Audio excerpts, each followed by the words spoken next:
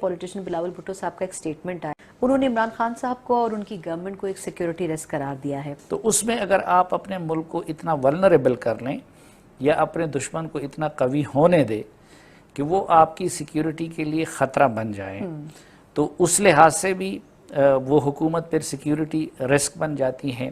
पाकिस्तान भी to front war के लिए तैयार है या तैयारी कर रहा तैयार है? होना चाहिए। हालात जो है वो किसी वक्त भी खराब हो सकते हैं और इंटरनल फ्रंट्स माजी में खुले हैं। मतलब पूरा कराची के शहर का एक पूरा बड़ा बाजार उड़ा दिया गया था बम से, बोरी बाजार 80 की दिहाई में। कि हम डिस्टेबलाइज हो, हम हर वक्त अनस्टेबल हो, हम वीक हो, फिर अगर हम वीक और इंस्टेबिलिटी इधर है तो वो फिर हमारे पास प्रेशर डलवा के कुछ कर सकते। भारत की जानिब से जंगी तैयारियां अब जुनून की हद तक पहुंच चुकी हैं।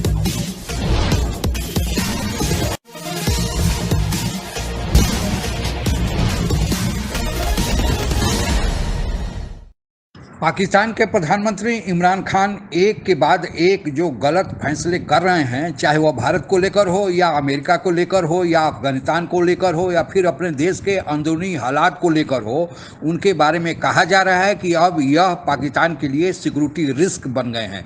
पाकिस्तान में यह भी कहा जा रहा है कि अगर ऐसे ही गलत फैसले का दौर चलता रहा तो फिर पाकिस्तान का भारत के हाथों बर्बादी से कोई नहीं रोक सकता। इस पृष्ठभूमि में हो रही इस परिचर्चा का अगला भाग आइए सुनते हैं।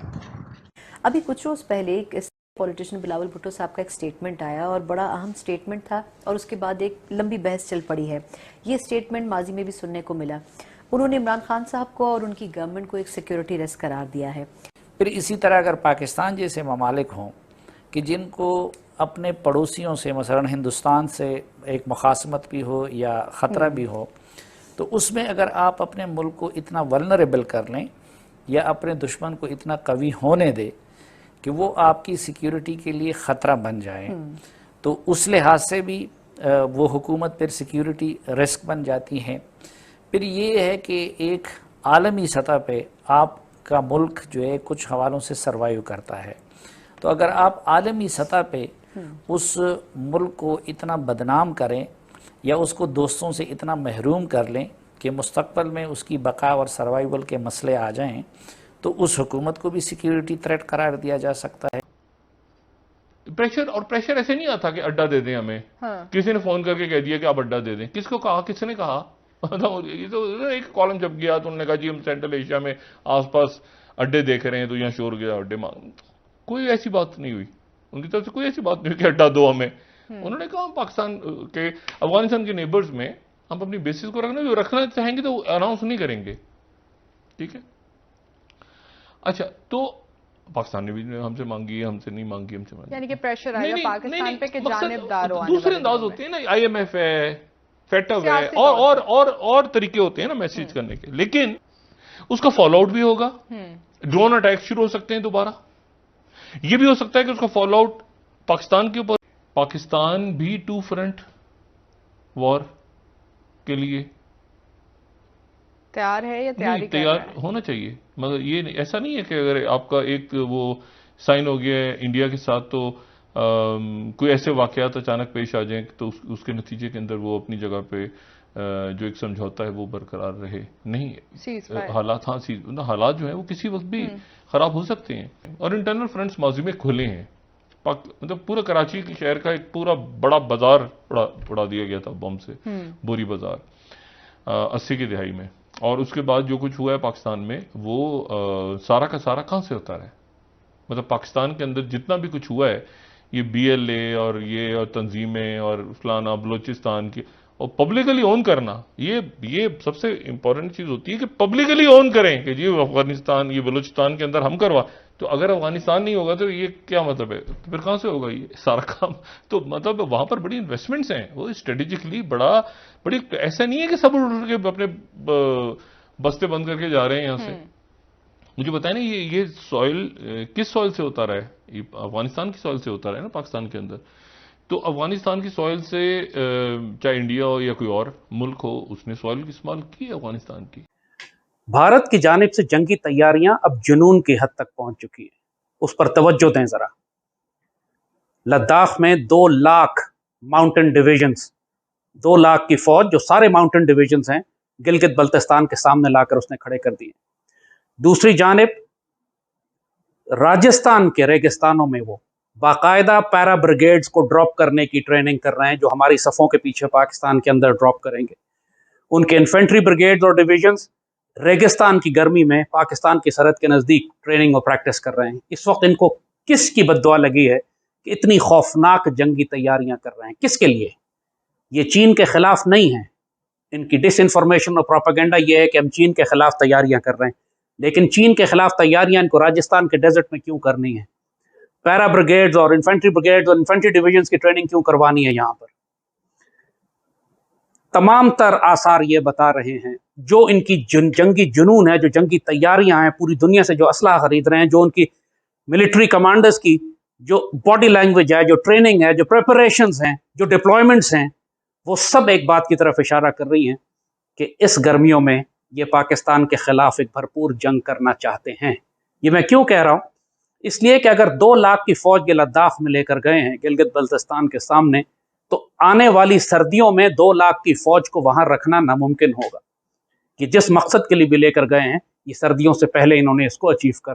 और पाकिस्तान का आखिरी आज तक मेरे ख्याल से ये पॉइंट ऑफ व्यू है कि जी यहां पर जो गड़बड़ होती है उसमें कहीं ना कहीं अफगानिस्तान की सॉइल यूज होती है। तो वो ये जो इतने 70 सालों या 72 या 74 सालों का गेम है, या लंबा ग्रेटर गेम जो नया शुरू हो रहा है, तो उसके अंदर अचानक आपको पता चले कि सॉइल वो सारी खत्म हो गई, बलूचिस्तान की सुकून हो, सारा सुकून। ऐसे नहीं है, ऐसे नहीं होने जा रहा, ऐसा हो ही नहीं सकता। ये जो बात है कि पाकिस्तान अभी किसी आने वाले दिनों में पाकिस्तान पे प्रेशर आएगा। ये पूरे एफर्ट को फंड कर रहे हैं, तो क्या हम चुप रहेंगे? हम चीन के पास नहीं जा सकते? रूस को नहीं पूछ सकते कि भाई तुम हमारा एफर्ट फंड करो मेहरबानी से, इसलिए कि वो अटैक्स हमारे पे आ रहे हैं? देखिए, एक बहुत बड़ा जंग छिड़ गया है। इसे हमें देखना है कि इसका रुख क्या होता है। ये कहना कि हम बॉर्डर बंद कर देंगे, क्या बात है? बॉर्डर बंद करके क्या हो सकता है? बॉर्डर वैसा ही बंद है, कोई आ नहीं सकता है विदाउट फॉर्मल अरेंजमेंट। वो चाहता है कि हम डिस्टेबलाइज हो, हम हर वक्त अनस्टेबल हो, हम वीक हो। फिर अगर हम वीक और इंस्टेबिलिटी इधर है, तो वो फिर हमारे पास प्रेशर डलवा के कुछ कर सकते हैं। फाटेफ का भी यही उनका मकसद है, जौहर टाउन का भी यही उनका मकसद है। इमरान खान 18 अगस्त 2018 से पाकिस्तान के प्रधानमंत्री के कुर्सी पर विराजमान हैं, पर लगता है कि इनके जन्म कुंडली में शनिदेव अस्थायी रूप से कुंडली मार के बैठ गए हैं। जो भी ये निर्णय लेते हैं उनके लिए उल्टा ही पड़ता है, पाकिस्तान के खिलाफ ही जाता है। रही सही कसर पाकिस्तान के विपक्षी पार्टियों के नेताओं द्वारा इनका बाइकाट करके पूरा कर दिया गया है। शुरुआत भारत के संबंधों को लेकर करते हैं। जब 5 अगस्त 2019 को भारत ने संविधान के अनुच्छेद 370 और 35A को निरस्त किया था, कश्मीर का विशेष दर्जा समाप्त किया, यह जानते हुए भी कि यह निर्णय पूरी तरह से भारत का अपना अंदरूनी मामला है, पाकिस्तान का इससे कोई लेना देना नहीं।